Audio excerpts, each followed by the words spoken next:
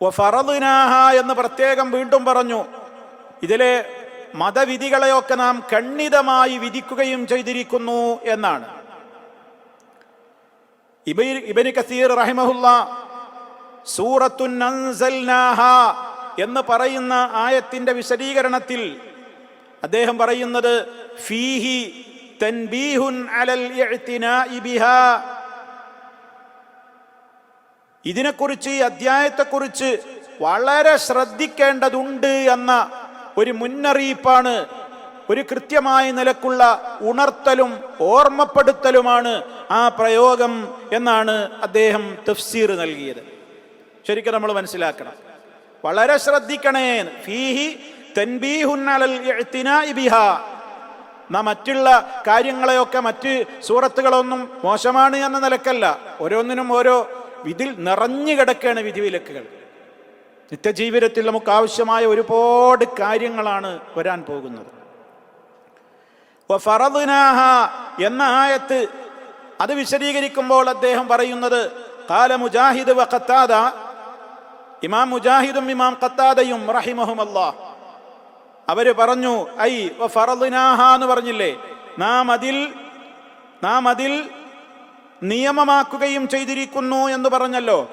I അതായത് ബയ്യന്നൽ ഹലാല വൽ ഹറാമ വൽ അംറ വൻ നഹിയ വൽ ഹുദൂദ, അതിൽ നാം വിവരിച്ചിരിക്കുന്നു ഹലാലുകൾ ഏതൊക്കെ, ഹറാമുകൾ ഏതൊക്കെ, കൽപ്പനകൾ, അതുപോലെ തന്നെ വിരോധങ്ങൾ, ഇസ്ലാമിലെ പല കാര്യങ്ങൾക്കുമുള്ള ഹുദൂദുകൾ, ശിക്ഷാവിധികൾ, അതൊക്കെ ഇതിൽ ഉള്ളടങ്ങിയിട്ടുണ്ട്.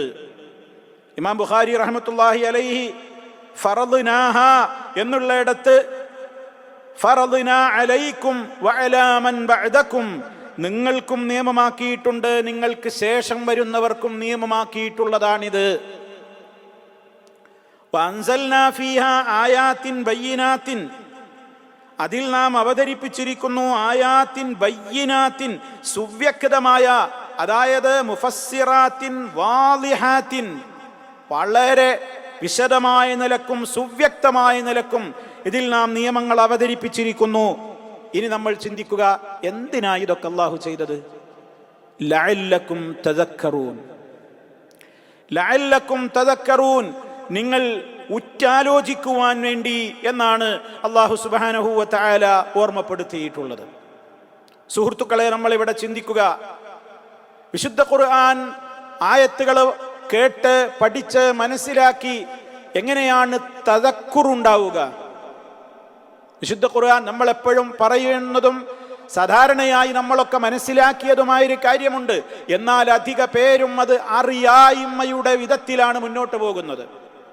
എല്ലാവർക്കും അറിയാം, ഈ ഗ്രന്ഥം കേവലം അക്ഷരപാരായണത്തിലൂടെ പുണ്യം നേടാൻ വേണ്ടി മാത്രം അവതീർണമായ ഒരു ഗ്രന്ഥമല്ല എന്ന്.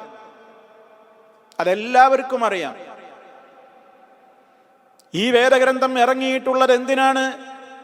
അതിൻ്റെ അർത്ഥവും ആശയവും ചിന്തിച്ചുകൊണ്ട് കാര്യങ്ങൾ വളരെ ഗൗരവത്തോടുകൂടി പഠിക്കുവാനും മനസ്സിലാക്കുവാനുമാണ്. അതിനുവേണ്ടിയാണ് ഇത് അവതീർണമായിട്ടുള്ളത്.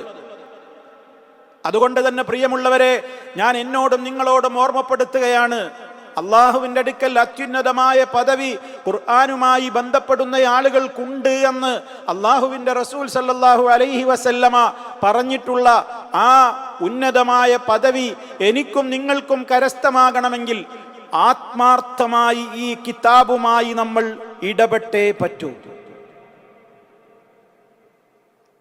എല്ലാ അധ്യായങ്ങളും പലപ്പോഴും നമ്മൾ കുറേ പഠിക്കുന്നു, പിന്നെ നമ്മൾ അതിനെക്കുറിച്ച് ചിന്തിക്കുകയേയില്ല. അതുകൊണ്ട് കാര്യമായില്ല. ഇതൊന്നും കാര്യമാത്ര പ്രസക്തമായി നമ്മൾ കാണണം. എഴുതേണ്ടവ എഴുതണം, രേഖപ്പെടുത്തി വെക്കേണ്ടവ രേഖപ്പെടുത്തി വെക്കണം, ഓർമ്മിക്കേണ്ടവ ഓർമ്മിക്കണം, മനഃപ്പാഠമാക്കേണ്ടവ മനഃപ്പാഠമാക്കുക തന്നെ വേണം. വിശുദ്ധ ഖുർആൻ ഒരക്ഷരം പാരായണം ചെയ്താൽ 10 പുണ്യമുണ്ട് എന്നുള്ളത് ആർക്കും അഭിപ്രായ വ്യത്യാസമില്ല, ഇനി അർത്ഥം അറിഞ്ഞില്ലെങ്കിലും. പക്ഷേ അതിനുവേണ്ടി മാത്രമല്ലല്ലോ ഈ ഗ്രന്ഥം അവതീർണമായിട്ടുള്ളത്. ഇതിൽ യദ്ദബ്ബറു ആയാതിഹി, ഇതിലെ ആയത്തുകൾ അവർ ഉറ്റാലോചിക്കുവാനാണ്, ചിന്തിക്കുവാനാണ്. വലഖദ് യസ്സർനൽ ഖുർആന ലിദ്ദിക്രി ഫഹൽ മിൻ മുദ്ദക്കിർ. ഇത് നാം എളുപ്പമാക്കിയിരിക്കുന്നു ഓർക്കാനും ചിന്തിക്കാനുമൊക്കെ. പക്ഷേ ഇതുകൊണ്ട് ഉത്ബോധനം ഉൾക്കൊള്ളുന്ന ആരെങ്കിലും ഉണ്ടോ? അതിന് തയ്യാറുള്ളവരുണ്ടോ എന്ന് അള്ളാഹുവിന്റെ ചോദ്യം. എന്താണ് ഈ ഖുർആനിനെ കുറിച്ച് ചിന്തിക്കാത്തത്? ഹൃദയങ്ങൾക്കൊക്കെ താഴിട്ട് പൂട്ടിയിരിക്കുകയാണോ എന്ന ഖുർആൻ 2 സ്ഥലത്തുള്ള ചോദ്യം. നമ്മൾ ധാരാളം തവണ ഇതൊക്കെ കേട്ടവരാണ്. അതാ ഞാൻ പറഞ്ഞത്, ഇതൊക്കെ കേട്ട് തഴമ്പിച്ചുവെങ്കിലും പ്രവൃത്തിപദത്തിൽ നമുക്ക് ഈ തദബ്ബുറും തദക്കുറും ഒക്കെ നമുക്കുണ്ടോ? വിശുദ്ധ വേദഗ്രന്ഥത്തോട് നമുക്ക് പ്രധാനപ്പെട്ട 5 കടമകളുണ്ടെന്ന് നമ്മൾ മനസ്സിലാക്കണം. ഒന്ന്, തെറ്റുകൂടാതെയുള്ള ഇതിൻ്റെ പാരായണമാണ്, തിലാവത്ത്. രണ്ടാമത്, അതിൽ നിന്ന് കഴിയുന്നത്ര ഹിഫ്ള് ചെയ്യലാണ്, മനഃപ്പാഠമാക്കലാണ്.